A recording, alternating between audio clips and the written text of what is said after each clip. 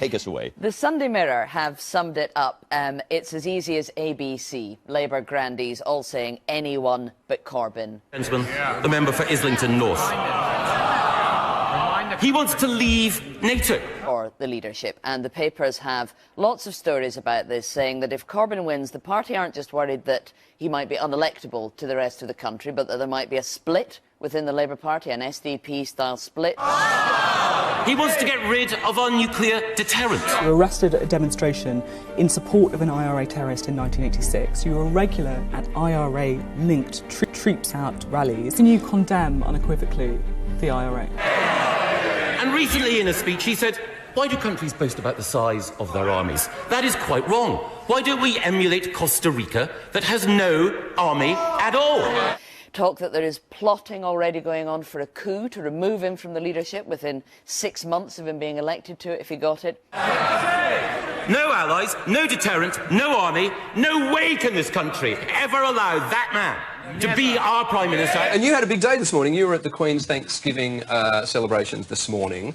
And I have to ask, and I couldn't get to the bottom of this, did Tony Blair blank you? Did he walk past you? Did he shake your hand? What happened? There was no handshake. There was no handshake? No. Was it an intentional no handshake, or did he just not see you? No handshake was offered by either party.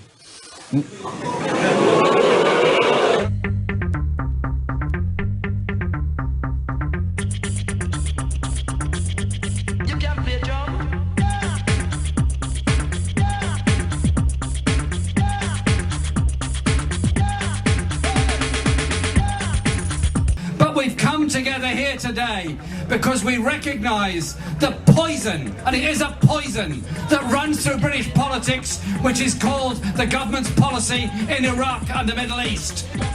People sleeping on the streets of our capital city, being charged exorbitant rents, and children being brought up in bed and breakfast hotels is a disgrace to a civilised country. Everybody shake your stuff. The rebels here and he's street tough. But everyone in this country has also paid a price. When Tony Blair signed up for the global war on terror, the idea you can have a war on a noun is absurd in the first place. We damaged our own civil liberties. Parliament, to its eternal shame, pushed through the anti-terrorist legislation in 2001, which resulted in those people being wrongly imprisoned in Belmarsh. And then we had the control orders earlier this year. And now Charles Clarke wants powers to detain people for up to a month without charge or trial. Well, it was wrong when the Tories supported the Prevention of Terrorism Act in the 1980s. It's doubly wrong if a Labour government tries to do something even worse in the 21st century. The rebels here. Get out. The MC has started. Pump up the house and groove it. Stop. You're in a shakedown zone. You like bass? I love it to the bone. Hustle. For the last 7 years, our people have lived through the opposite. A Britain for the rich and the elite and the vested interests. What about money for the security services? How can we take that seriously when your shadow chancellor was photographed holding a letter which called for the abolition of MI5, the abolition of a special branch and the disarming of the police? Does he still believe in abolishing MI5? Also accepts the need for the accountability to Parliament of our security services, which is important. I have to tell you two things. One is, I'm not accepting any corporate donations of any sort. It is disgusting to see leaders in not only the United Kingdom, but in the United States as well, who continue to support the murderous dictator, Maduro. Despite a tidal wave of negativity, much of it from his own side, Jeremy Corbyn achieved the greatest increase in the Labour vote since Clement Attlee in the historic landslide of 1945. 2001 unleashed the project for a new American century.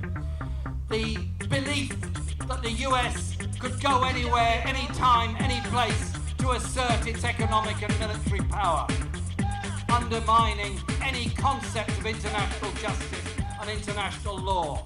It's time for this country to break with the project for a new American century.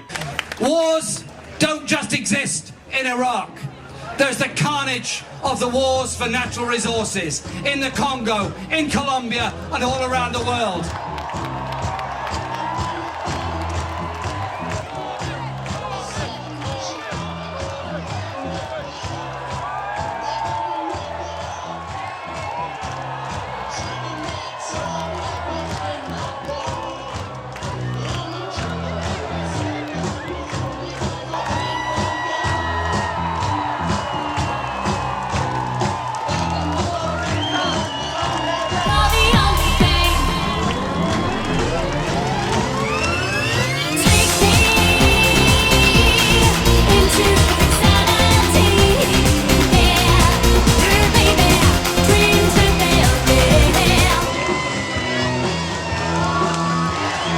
People in this country now own the equivalent of the wealth of 30% of the entire population. I've got a different idea. Build council housing for those people in need. I was in Gaza 3 months ago. I saw the mortar shells that had gone through the school buildings, that destroyed UN establishments, the burnt out schools, the ruined homes, the destroyed lives. This is a war crime that is being undertaken, but this time on live television.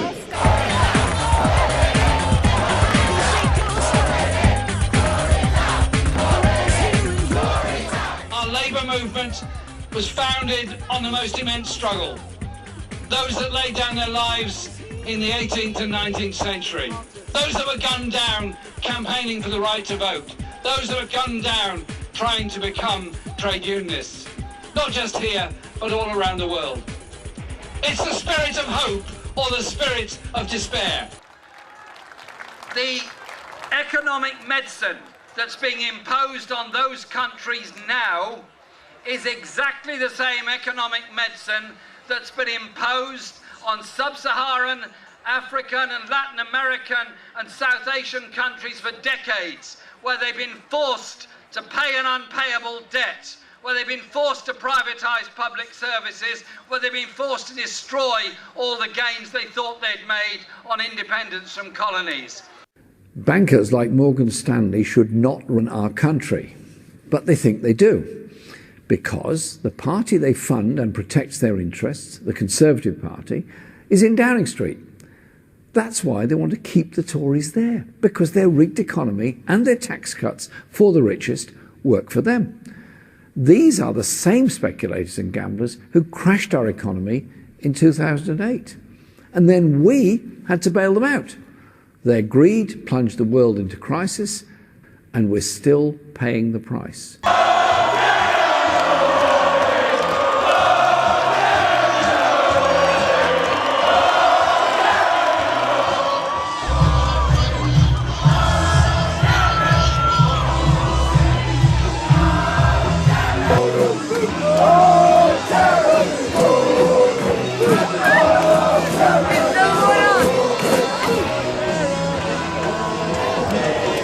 Because the Tories used the aftermath of the financial crisis to push through unnecessary and deeply damaging austerity.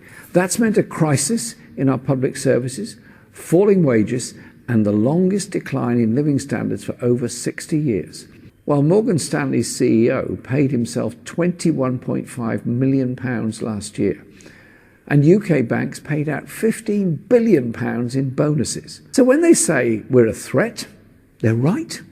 We're a threat to a damaging and failed system that's rigged for the few.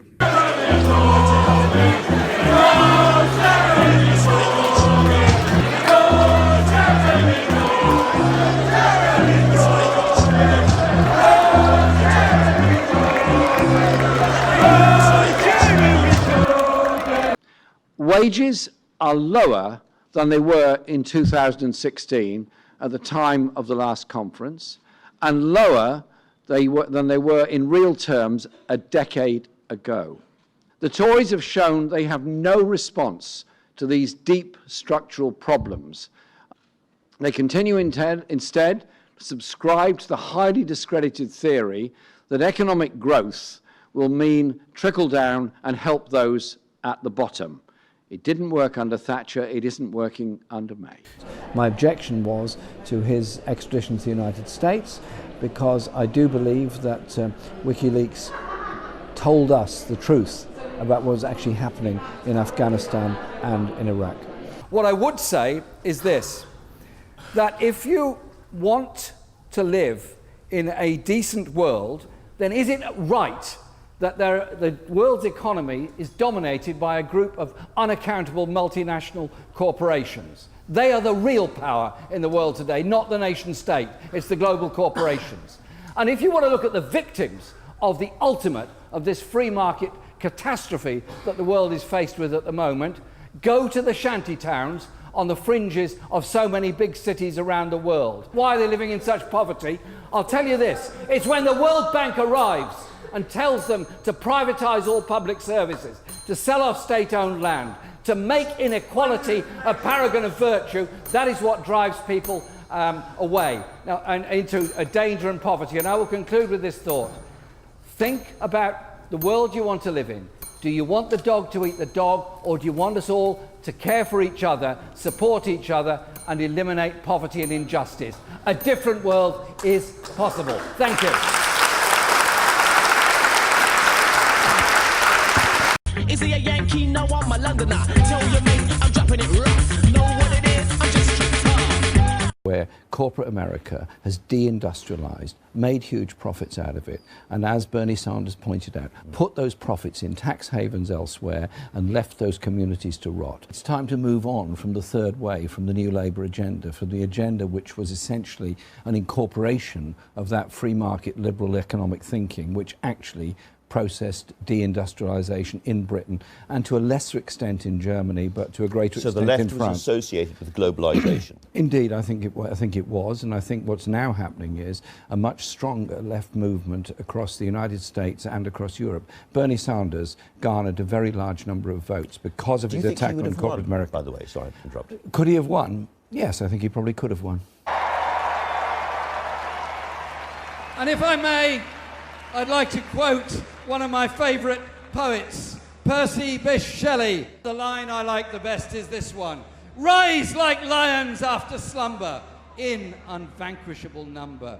Shake your chains to earth like dew, which in sleep had fallen on you. Ye are many, they are few. And I, for one, am not prepared to be a member of Parliament that abuses my position and takes away liberties that my forefathers and foremothers fought for over generations and centuries.